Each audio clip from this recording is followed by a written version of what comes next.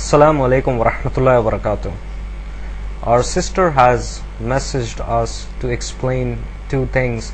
One is a hadith and one is basically a question regarding Tabari, whether he is authentic or not and what's the deal with him.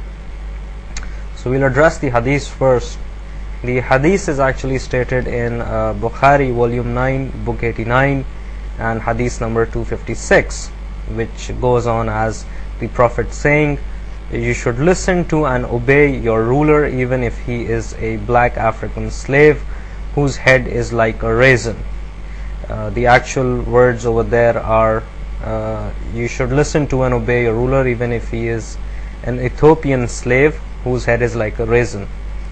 And she says that a person is using this hadith to show that the Prophet was a racist. Now, in reality, this hadith is anything but racist. It's anti-racist, because the Prophet is telling them that regardless of what the person looks like, you have to obey him if he's the ruler.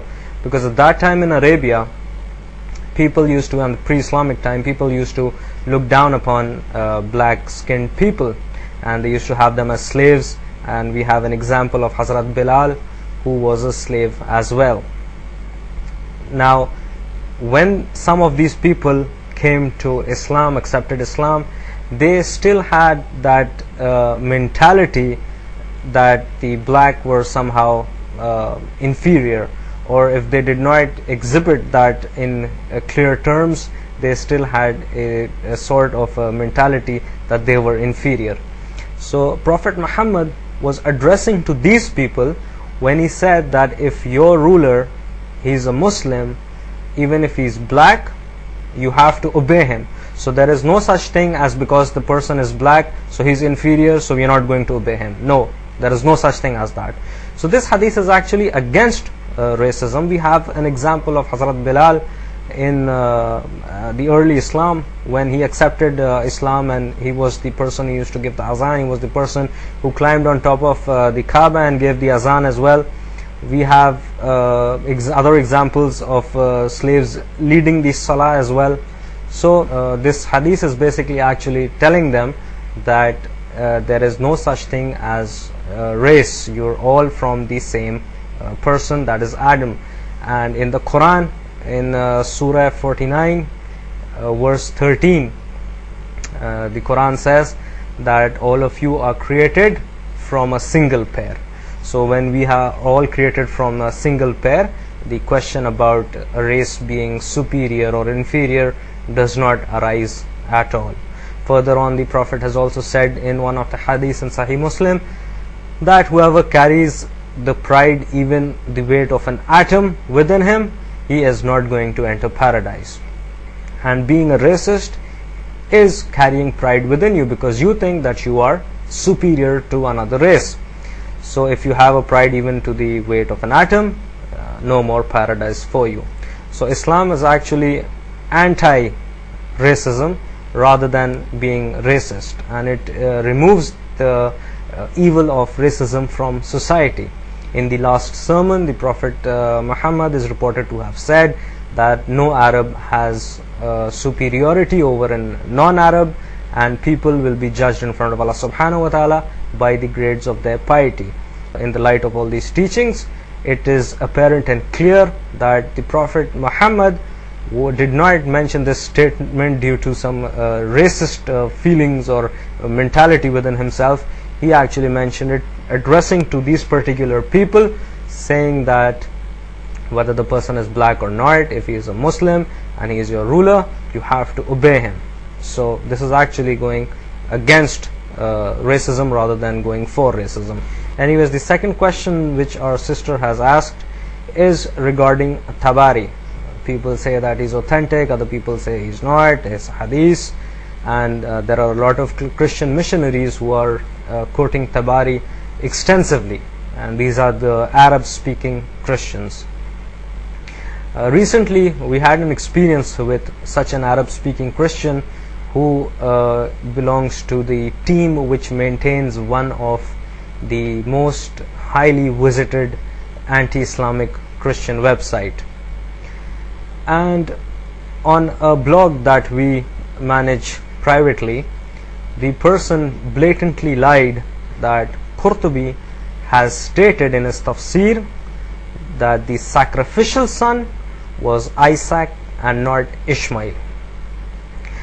Now, these people are familiar that these Tabari, Qurtubi, they are not present in the English translation.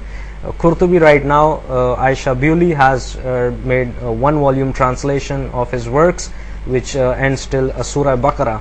Hopefully in the future she will come up with the complete edition as well. However, basically the English translations of such works are not present. So what they try to do is they try to manipulate the Arabic, and they try to present their own twisted version and translations and statements. So when we went and when we checked the Qurtubi, we found out that Qurtubi did not mention his own opinion that it was Isaac that was the sacrificial son. In fact, what Qurtubi has done is presented two views: one view of the early Muslims which suggested that it was Isaac, the second view of the early Muslims which suggested that it was Ishmael.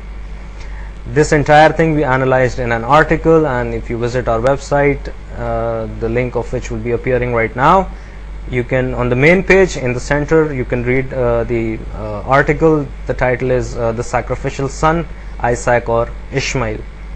We have analyzed Qurtubi and the people who he stated have advocated Isaac to be the sacrificial son, and how did this idea about Isaac came in between.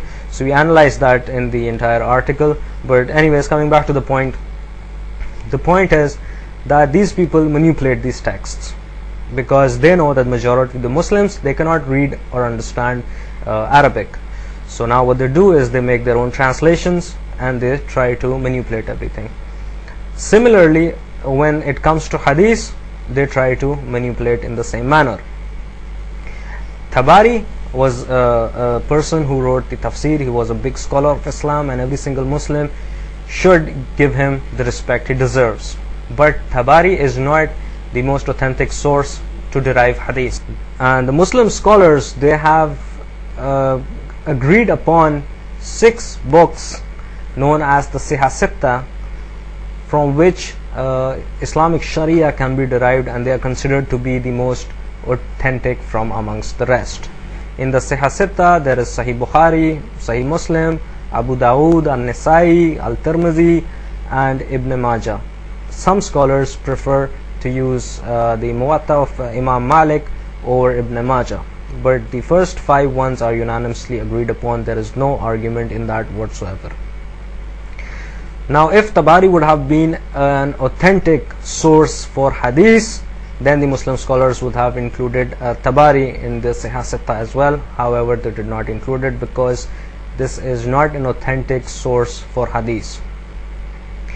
So mostly when Muslims faced with such people who are quoting Tabari and are quoting Qurtubi, especially those that they cannot verify because due to the lack of the translations, the Muslims should take a stand of just rejecting this hadith, because these hadiths, they are not from the Sitta. So as long as they are not from the Sitta and you cannot verify it, so just outright reject it.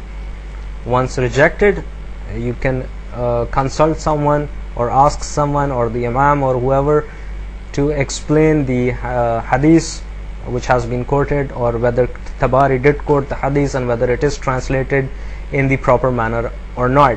Because I repeat, the Christian missionaries, especially those who know how to speak Arabic, they are using all sorts of deceptive measures to manipulate the translations and the statements, and we personally have witnessed one such, and I gave the example of Qurtubi.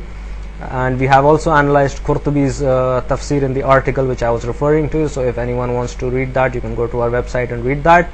It is maintained by a brother of ours, mashallah. He has done a lot of work on the website, a lot of extensive work, and inshallah he's working on a Quran module for the website as well, which will be put up really soon.